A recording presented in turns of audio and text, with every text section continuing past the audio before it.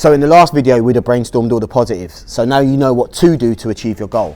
But like with everything, there's always two sides to each story, two sides to each coin, and we have to look at the negatives, what you've got to stop doing or what things you've got to prevent to help you achieve this goal. Now, the way that I always explain this is like, you've almost got to see it as standing in front of a mirror, being completely naked and just being real with what reflects back at you.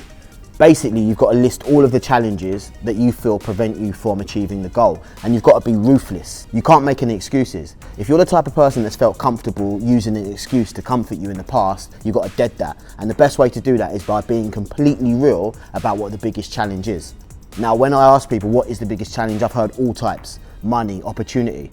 It's not. The biggest challenge is always yourself.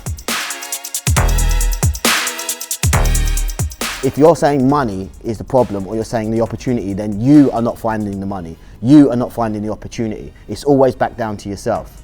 Now, when I hear people do this and take responsibility, it's too much for the mind to just go, it's all completely me. You've got to be very, very specific as to what the challenge is.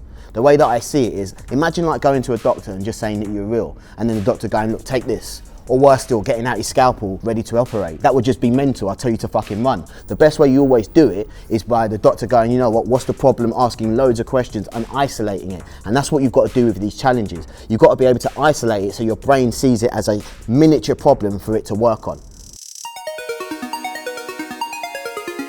Okay, so what you do is you make up a list, and that list needs to be specific.